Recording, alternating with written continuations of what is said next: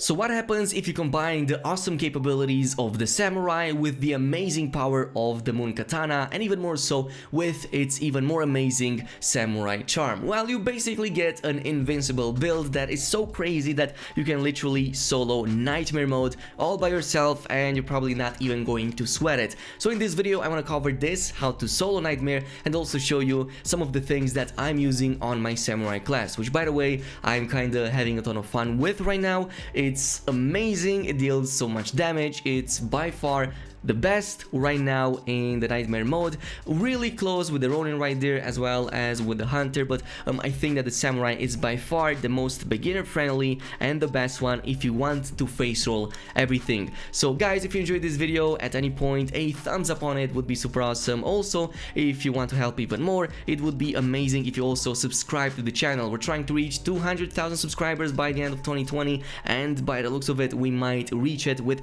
a little bit more help, so make sure you do that, and let's begin with the build right here. So let's start with the gear, and then I'm gonna go with some tips and tricks that you need to know about the nightmare mode. Now, starting with the katana, this is probably gonna be the most important right here. As I've mentioned in one of yesterday's video, moon stance and even more so the moon mastery perk is absolutely crazy. It deals the highest amount of damage with the spinning strike. You're going to be able to both melt shields and HP at the very same time, and since brutes are the toughest challenges in the nightmare mode, this is the perfect katana for that. Now, you can go definitely with a regular epic katana, since it works with that too. You only need it to be a moon katana and roll it with the moon mastery. This one is a random one, so personally if I were to roll on it, I would roll up until I got the moon master. So what does the moon master do? Well, it basically makes your spinning strike to now combo up to 3 times instead of only once, and the final attack in the chain is going to combo for even a higher damage than the previous ones. So it's going to be amazing with this katana right here. But if you do happen to have either the demon cutter or the master's katana, these can work really well because you have the additional perks right there. So initially I've tested the demon cutter. It doesn't make that much of a difference compared to the epic one that doesn't have that perk. It just has a chance to like do that shockwave that staggers the enemies. It's like only 30% chance, so you're not going to see too much of a difference, but it does help against the smaller enemies. But lately I've switched to the master's katana and the moon master at the bottom, and the reason for that is because even though I will want to do that spinning strike with the moon master perk, most of the time I still want to reserve the option to switch to other stances against other types of enemies, even though the moon master is already amazing against those enemies as it is, but against shielded ones it might be a bit problematic. So these 3 options right here are the ones that I fully recommend for this build. For the range, it doesn't matter, you only have like the half bows right here, so it doesn't really matter what you pick. Now, in the charm category, it is absolutely important to go with the class specific samurai charm. I will cover the class specific charms in a different video because they have even more amazing perks than the regular ones, so let's go over the samurai charm right here. Now, in this case, what it does different than other charms is the fact that it comes with 2 class specific perks right here at the bottom that I dare even say are at least legendary quality. So the rising tempo is the one that increases your damage with each successive kill without taking any damage yourself. Meanwhile, the blessed strike is going to make melee damage to heal you while you're under the effect of the spirit pull or your exploding blades, and basically that is your arrow down ability right here. Like, the spirit pull is going to be your go-to ability in the nightmare solo because it gives you a ton of sustain, but we will talk about the techniques build in just a little bit. Now, since the blessed strike heals you on the melee damage as well, and since your melee damage with the moon stance is off the charts,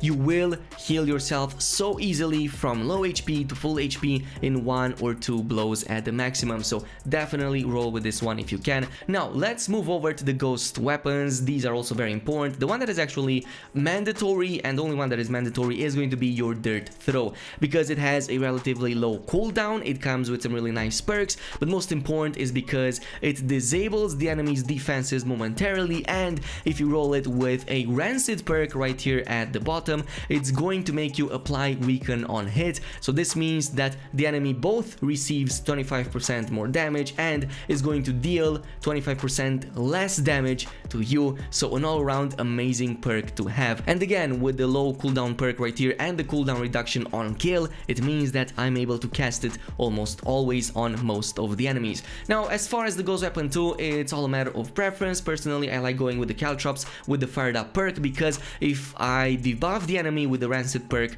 on that dirt throw right there first and then put down some CALTROPS, even the big brute enemies will die really easily by just standing in the CALTROPS. It's a situational kind of item and it has a really small radius, so in case you can't play with that, maybe go with something different, maybe with a smoke bomb if you want to hide and just do critical strikes, or maybe even with a healing gourd, or even more so with a Kenji's shared brew that can also heal a party member if you have it, but personally I usually use this on my Ronin rather than my Samurai. Now, as you probably already noticed, for the secondary stats like the 1 and 2 right here, you will want to go with full-on melee damage and melee stagger damage. As you can see, I have melee damage and melee stagger damage pretty much on any item that has that available, including the charm as well as one of these ghost weapons. So this is my recommendation to you. Now, as far as techniques go, I've already talked about Spirit Pull, absolutely mandatory because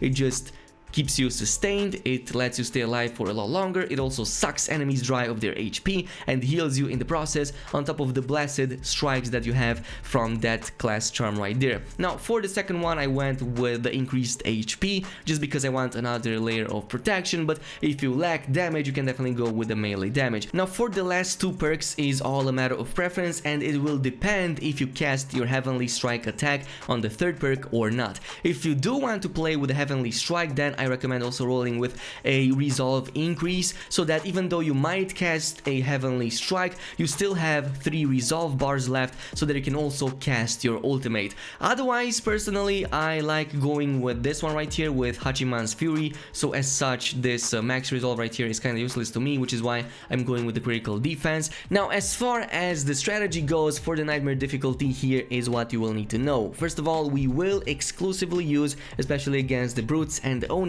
that moon stance with the spin, since we also have the moon perk that increases its damage tremendously. So go up against the enemy, maybe start with a dirt throw to debuff it and also take down its defenses, and then you can immediately do a bunch of spins, and as you can see, even these big Onis will take a huge amount of damage. Now, since one of these enemies are linked to one another, you will not want to take one of them down and leave the other one with full HP or even half HP. Instead, you will want to kind of bring them both down almost at the same time. So maybe bring one of the targets at about 25% HP and maybe lower, and then switch to the other one and bring it to a similar number. Once that is done, you have a couple of options. You can then start doing your moon spin and kind of try to take them both at the same time. You will also not be interrupted in the process. Otherwise, if you feel that's not going to happen, try to do an ultimate, since you're probably going to have it about 99% of the time activated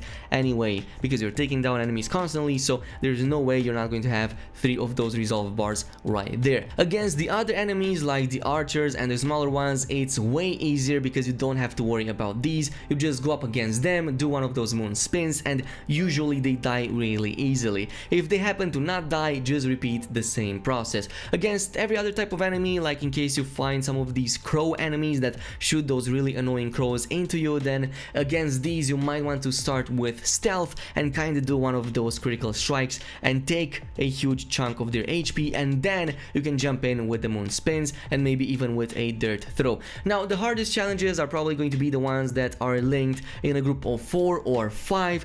This follows a very similar pattern. Basically, you go up against these, take each individual enemy in the group up to about 25% HP or maybe a bit lower, and once all of them are in that situation, try to group them up, maybe throw some caltrops, and then either use your spin and maybe even your ultimate or a combination of these abilities, and you will definitely succeed even in the nightmare difficulty. So this is basically it. This was one of my first runs that I managed to record. Of course, it can be improved tremendously. It took me about 23 minutes in this case, but it was a bit too long for my liking. Like usually you can definitely bring that down to about 18 minutes if you have a better setup. But yeah, this is the nightmare build. Even with mistakes with the samurai, you can definitely solo it, and now you don't have to worry about people ruining your nightmare modes and runs. But let me know down below if you also run nightmare mode solo. In the meantime, if you enjoyed this video at any point, don't forget to comment, like and subscribe, and I'll see you guys in the next one.